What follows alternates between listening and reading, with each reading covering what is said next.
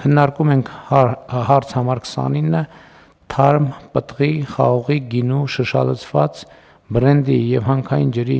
արտահանման աջակցության միջոցառումը հաստատելու մասին հարցազեկուցող էկոնոմիկայի նախարարի տեղակալ Արման Խոջոյան։ Համեցեք, պարոն Խոջոյան։ Շնորհակալություն։ Մեծարգո վարչապետ, հարգելի գործընկերներ, նախորդ շաբաթ կառավարությունը հաստատեց Հայաստանից արտահանվող ջերմատնային արտադրության, թարմ լոլիկի, պղպեղի, ելակի և ծաղկի արտահանման աջակցելու միջոցառումը, որի նպատակն էր նպաստել արտահանման շուկայի դիվերսիֆիկացմանը և մատակարարման նոր շղթաների ձևավորմանը։ Այս համատեքստում սույն նախագծով առաջարկվում է հաստատել նույնաբովանդակ երկրորդ միջոցառումը ծիրանի, սալորի, կեռասի, հանքային ջրի, գինու և բրենդի արտահանումը խթանելու նպատակով։ Նախագծով առաջարկվում է հունիս ամսվա ընթացքում արտահանում իրականացնող տնտեսվարողներին տրամադրել փոխհատուցում հետևյալ չափով. ծիրանի 1 կիլոգրամի համար 200 դրամ, սալորի, դեղցի և նեկտարինի յուրաքանչյուր 1 կիլոգրամի համար 250 դրամ, կեռասին 400 դրամ, շշալցված խաղողի գինու յուրաքանչյուր 1 լիտրի համար 350 դրամ, շշալցված բրենդի յուրաքանչյուր 1 բացարձակ լիտրի համար 830 դրամ և հանքային ջրի համար 150 դրամ։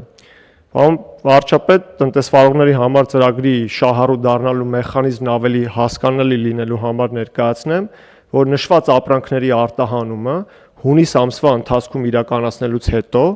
փոխհատուցման նպատակով տնտեսվարող սուբյեկտը դիմում է էկոնոմիկայի նախարարություն և ներկայացնում է երկու փաստաթուղթ. Եվրասիական տնտեսական միության անդամ պետությունների արտահանման նպատակով լրացված տարանցման հայտարարագիր կամ արտահանում մաքսային ընթացակարգով ձևակերպված հայտարարագրի պատճենները, ինչպես նաև հաշվարկային փաստաթուղթը նույն ինքը հաշիվ ապրանքագիրը։ Այս որոշման նախագծի ընդունումը հնարավորություն կտա դիվերսիֆիկացնելու արտահանման շուկաները և կնպաստի կազմակերպությունների բնականոն գործունեության ապահովմանը։ Պարոն վարչապետ, նաև ուզում եմ վերջում մի դիտարկում անել, որ այս նախագիծը տարածվում է հունիսի 1-ից արտահանում իրականացված ապրանքների վրա, և քանի որ կառավարությունը նաև իր հանրային խոսքում նշել էր, որ նմանատիպ ծրագիր լինելու է, հունիսի 1-ից հետո իրականացվել են արտահանումներ, օրինակ բերեմ, այս ընթացքում արտահանվել է շուրջ 257 հազար կիլոգրամ կեռաս,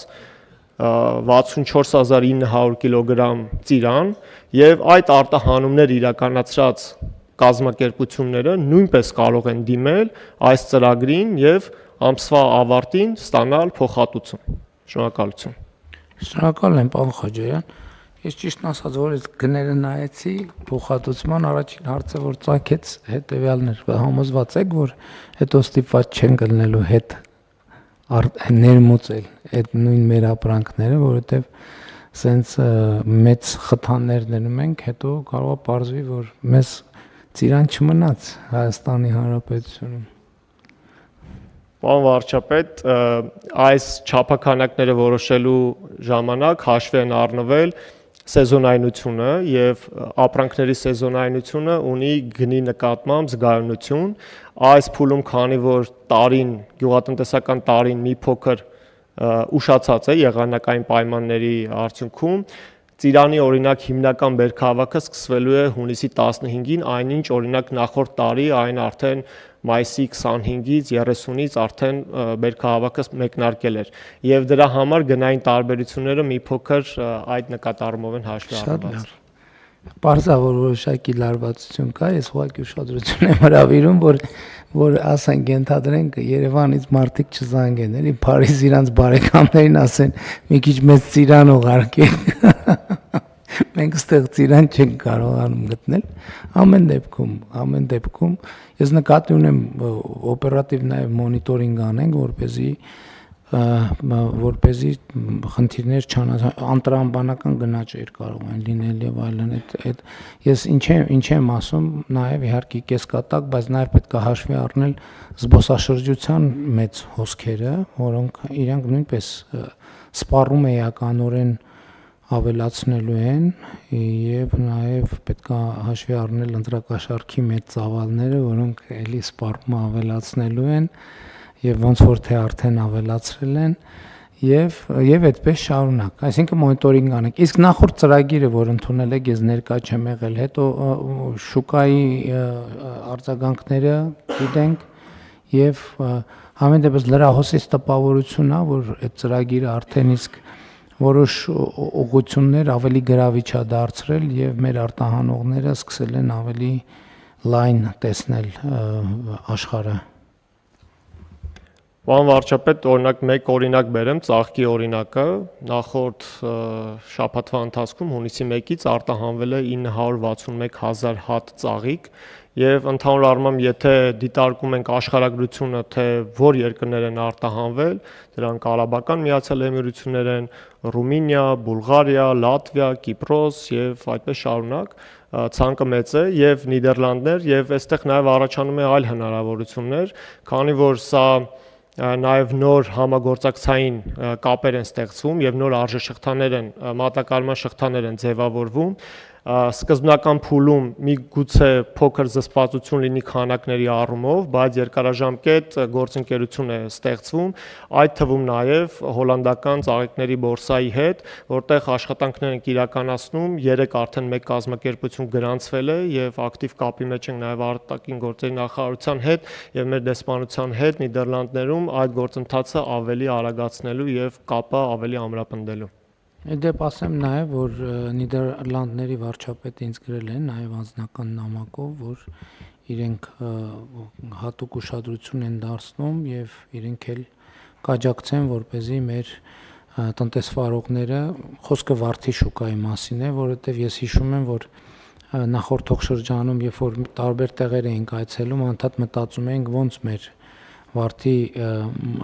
ինդուստրիան կոնսոլիդացնենք, որպեսզի հոլանդական շուկաներին հնարավոր լինի հասանելիություն ստանալ, բայց ինչպես ասում են, շաբաթը ուրբաթից շուտ եկավ եւ հիմա շատ մեծ հնարավորություն է, հարգելի գործընկերներ, 8 տարի մենք մեր տնտեսվարողներին աջակցում ենք, խնդրում ենք, հորդորում ենք, որպեսզի ապրանքները բերեն ստանդարտի։ Սրա մասին այս դահլիճում տասնյակ անգամներով խոսել ենք եւ հիմա եկել է այն պահը, որպեսզի մենք հասկանանք ովքեր են այդ հորդորներին եւ աջակցության ծրագրերին արձագանքել, ովքեր չեն արձագանքել։ Ես վստահ եմ, որ նրանք ովքեր արձագանքել են, ընդհանրապես ոչ մի խնդիր չեն ունենալու, ոչ մի խնդիր։ Իսկ նրանք ովքեր չեն արձագանքել, իրանք միշտ էլ ունեին այդ խնդիրը։ Եվ իրանք գիտեն, որ ունեին այդ խնդիրը, որովհետև իրանք տարբեր կետեր հաղթահարելիս իրենք այդ խնդիրները իմացել են, իրենց արժև դրվել են այդ խնդիրները։ Հիմա հաղթահարել են, չեն հաղթահարել այդ կետում ինչ ձևով դա ուրիշ հարց է, բայց ելի ուզում եմ հիշեցնել, որ տասնյակ անգամներ մենք ստանդարտների մասին խոսել ենք այս դահլիճում եւ ծրագրեր ենք արել, ֆինանսավորումներ ենք ապահովել, որպեսզի մեր տնտեսությունը այդ ուղղությամբ շարժվի եւ հիմա նրանք ովքեր ականջալուր են եղել, նրանք որևէ խնդիր չեն ունենալու, մանավանդ որ պետք է արձանագրենք, որ այս ընթացքում մենք նաև տրանսպորտային նոր հնարավորություններ ունեցանք, Ախալքալակ Կարս երկաթուղու 2 գիծը, որովհետև նախկինում մի գիծ էր երկաթուղու, հիմա 2 գիծ է, 2 գիծն էլ աշխատում են այս թեմայով, նաև Վրաստանի վարչապետի հետ եմ խոսակցություն ունեցել եւ նա էլ է հավաստիացրել, որ 2 ուղղությամբ էլ որևէ խնդիր չի առաջանա, նաև Թուրքիայի նախագահի հետ ենք այս թեմայով խոսել եւ նրանք էլ վերահաստատել են, որ այդ ուղղությունները բաց են միջև առնվազն մեր հույս ունենք, որ Հայաստան-Թուրքիա երկաթուղին էլ հնարավորինս արագ կբացվի, ել չեմ ասում թրիպ նախագծի իրագործման շրջանակներում իհարկե հնարավորությունները էականորեն կավելանան։ Բայց լավ է, որ արդեն լրահոսից էլ զգացվում էր, որ արձագանքը կար եւ իմիջայլոց պետք է ասեմ, որ թերևս այդ արձագանքը շատ ավելի արագ է, քան որևէ մեկը կարող էր սպասել, բայց դա նաև նրանից է, որ իմ նշած նախորդող շրջանում այդ աշխատանքը արվել է եւ մենք միշտ էլ շուկաների դիվերսիֆիկացման ուղղությամբ աշխատել ենք եւ դա եղել է մեր քաղաքականությունը եւ հիմա մենք տեսնում ենք, որ այդ քաղաքականությունը արդյունք է տալիս եւ հիմա մենք պետք է այլ ուղղությամբ աշխատենք, մենք պետք է մեր նախընտրական ծրագրում լոգիստիկ կենտրոնների մասին կա եւ մենք պետք է խթանենք լոգիստիկ կենտրոնների ստեղծումը, որպեսզի ենթադրենք նրանք, ովքեր արտադրում են լոլիկ, կարողանան գտնել բանաձև, որ նրանք հանդես գան որպես միասնական արտահանող, որովհետև մենք շատ դեպքերում ունենք, որ ապրանքի որակի եւ ապրանք գնելու նկատմամբ կա հետաքրքրություն, բայց երբ որ բանը գալիս հասնում է ծավալներին, բարձում է, որ մենք ի վիճակի ենք արտադրել կամ նրանց հետաքրքրող ծավալների մի մասը միայն։ Եվ սա կարելի է կոմպենսացնել միայն գոնե կոնսոլիդացված մատակարարումներ իրականացնելով եւ առանց չափազանցության, օրինակ, եթե այս մեխանիզմը աշխատի, կարող է պարզվի, որ մի ցանց տարվա կտրվածքով մի ցանցը կարող է Հայաստանի մի արտադրատեսակը ամբողջությամբ ձեռք բերել, որովհետեւ մեգա ցանցեր կան, որոնք հետաքրքրված են, բայց փոքր ծավալը իրենց համար խնդրեմ է։ Եվ այս էլ պետք է նկատի ունենանք։ Պարոն Խոջյան, չզեկուցվող հարցերով մենք եւս մի